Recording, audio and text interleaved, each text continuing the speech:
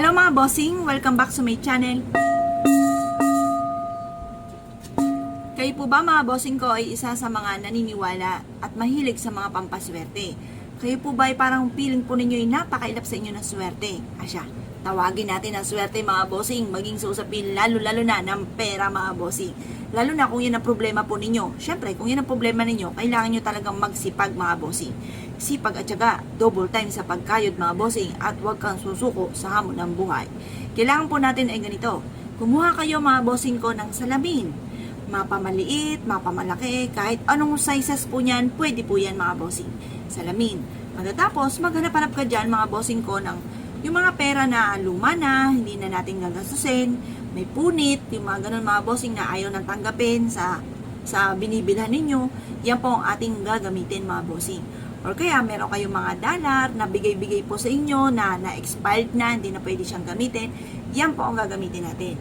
Idikit nyo po yan mga bossing ko sa salamin. Pero gagawin nyo ang pagdidikit mga bossing ko na nakaharap ka sa liwanag ng sinag ng araw sa umaga. 6:30 or kaya po alas 7 matatapos hanggang alas 8 mga bossing ko ng umaga. Ngayon po mga bossing, ang gawin po natin, habang dinidikit nyo po mga bossing, nagwi-wish kayo, sabi niya sa pamamagitan nito, ang pera kong ito ay dadami. Or kaya, ang pera kong ito ay manganganak, magtatawag ito ng napakaraming pera, bandel na pera ang darating sa akin. Yun po mga bossing. Kumbaga, mag-wish ka na ng todo-todo kasi wala naman po itong bayad. Kapag may bayad dyan, mga bossing ko, ay huwag ka masyadong mag-wish kasi baka kayo malubog sa pagkakautang. Pero dahil yan naman po ay malaya tayong mag-wish, lubos-lubusin na po natin mga bossing. Wala naman po masama na mangarap mga bossing. Pero syempre mga bossing, lagi niyo po tatandaan, kung tiripik ang pangarap ninyo, ay tiripik din ang pagkayod. Baka naman po mga bossing ko, ay konting kembot lamang ang inyo pong pagkayod at ayaw nyo nang kumayod. Pagod na po agad kayo mga bossing at sumusuko ka kaagad mga bossing. Meron akong kakilala. Ito po mga bossing, syempre hindi ko tutukuyin ang pangalan po niya. Pero kung maririnig niya ito, ay alam niya lang siya yon. Meron akong kakilala mga bossing. Siya po mga bossing ko, kada siya po ay nagkakaroon ng dalaw. Siya po mga bossing ko, syempre, di ba masama sa pakiramdam talaga yan. Tapos parang tinatamad ka mga bossing. Kaya po mga bossing, paano kung may trabaho ka? Ngayon po ba'y kada buwan ay talagang naka-schedule ka na ikaw ay absent? Eh sayang naman mga bossing, lalo na kung ikaw po mga bossing ko ay kailangan. Or nanghihinayang ka dahil dagdag din to sana sa inyo pong income mga bossing. Pambili rin sana ito mga bossing ko ng pagkain or kaya yung mga pangbaon ng inyo pong mga anak mga bossing. Yun po mga bossing, lagi siyang problemado sa pera. Pero pagdating sa usapin ng ganyan, hindi niya nakokontrol. Kaya lagi po siyang absent kapag lalo na sa mga ganyang buwan. Yung sumasapit sa kanya. Pero lagi siyang problemado sa pera. Ako po mga bossing, kumbaga yung maipayo ko lang, sabi ko sa kanya, edi sana'y uminom na lamang po mga bossing ko ng halimbawa yung mga Biogesic. Yung mga para mawala yung sakit mga bossing. Kasi sayang kasi ganun din ako. Kapag masakit ang ulo, talaga namang tunay namang napakasakit mga bossing. Sakit ang ulo, wala sa mood. Kaya lang nanghihinayang sa bawat araw kapag ikay tumigil. Lalo na kung kailangan ng pera. Ngayon pa mga bossing, kumbaga, pag tinanong mo siya, gusto mong yumaman, abay, tiripik. Sagot ka agad ay, abay, oo naman. Paano po tayo yaman kung ganun po mga bossing? Kaya kailangan mga bossing ko, pag talagang magtitiis ka, kaya nga sipag at tiyaga, magtsatsaga ka lang po talaga mga bossing. Kasi manghinayang po tayo sa bawat sentimo na kumbaga mawawala mga bossing. Pero hindi naman po masamang magpahinga. Kaya lang pahinga mo mga bossing ko, huwag magtatagal, panandalian lang. Pwede kang magpahinga, matulog ka agad ng maga, yung mga ganun mga bossing para makapagpahinga. Ngayon po mga bossing, na-segue ko lamang kasi may mga tao na mahilig nga po na gusto yumaman, kaya lang po may mga pagkakataong ganyan. Kaya kung tiripik yung ating mga pangarap, tiripik din ang pagkayod mga bossing. Kagaya po niya ang sinishare ko nga po sa inyo mga bossing. Ngayon po, kung simple lang ang pangarap nyo, huwag kang kakayod at baka ikaw ay yumaman. Simple lang din ang pagkayod. Kapag simple lang din, kasi may mga tao ayaw nilang yumaman, kaya simple lang din ang pagkayod. Huwag kang masyadong kakayod kasi baka nga po yumaman mga bossing. Pero kung gusto nyo yumaman, kailangan double time sa pagkayod. At subukan nyo po itong gawin mga bossing. Yung salamin na yan na nilagyan nyo po ng mga pera, yan po itatapat ninyo sa may silangan. Sa silangan lang po siya sa sinag ng araw. May nagtatanong sa akin, Miss Apple, saan ba yung silangan? Hindi ko kasi alam ang silangan.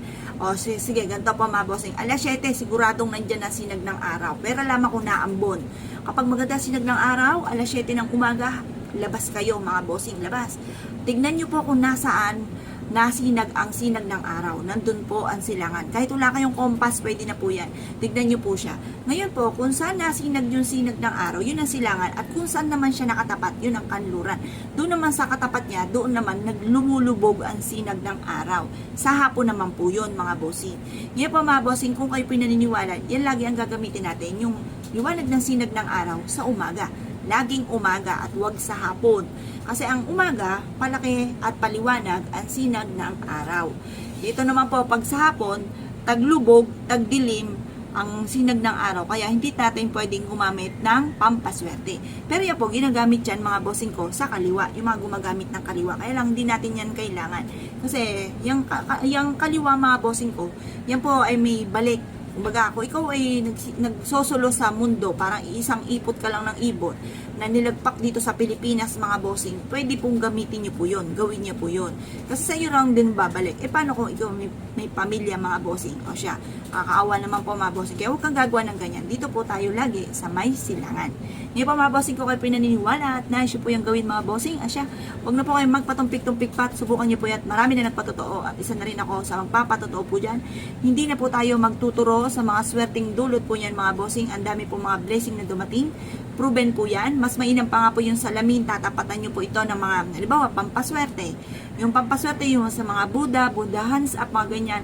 Kasi nadodoble lalo yung swerte mga bossing. Nadodoble yung mga pagkain.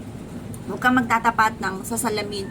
Tapos nakaharap yung mga madudumi, yung mga panay problema, lalo-lalo na yung mga frame na hindi magaganda. Ibig sabihin, halimbawa po mga bossing ko, yung frame ninyo ay isang barko, yung naglalayag po siya sa parang may bagyo, yung mga ganon, nadodoble ang kamalasan po nun kapag po ganon. Kaya kailangan titignan nyo yung salamin ninyo kung saan po siya nakaharap. Kailangan nakaharap po siya sa mga magagandang bagay. Halimbawa po, sa isang waterfalls, yon. Baga yung waterfalls, di ba, swerte po yun para tuloy-tuloy yung agos ng swerte. Parang nadodoble yung swerte. Kaya lagi yung titignan yung salamin po ninyo kung saan po siya nakaharap. Baka naman po ito ay nakaharap mga bossing ko sa isang imbornal. Bawa, ito po yung salamin ninyo. Tapos ito yung pintuan. Yung pintuan ninyo ay katapat ng may imbornal po dyan. Yung po, negative po yun, nadodoble, mas dumadami ang mga negatibo. Hanggang mapasin ninyo, ang daming problema dumarating, walang pera, away-away ang pamilya, or kaya po mga bossing ko ay may karamdaman, ang daming mga pagsubok na dumarating. Kaya tingnan nyo sa salamin po ninyo, baka dyan po mismo nakatutok sa mga negatibo. Kaya lalong dumadami po siya, nanganganak. Kaya doon natin siya itatapat sa gusto nating manganak, kagaya ng pera. Gusto natin manganak ang madaming pera. Gusto natin na dumami yung masigit tayong swertihin, yung mga ganun mga bossing. Kaya titignan nyo yung mga salamin po ninyo. Ngayon pa mga bossing, kung kayo po ay naniniwala at na-issue po mga bossing ko na gumawa ng ganyan, wag na po kayo magpatumpik-tumpik pa, subukan nyo po yan, proven po yan mga bossing ko na maswerte. Yun lang po mga bossing, salamat po.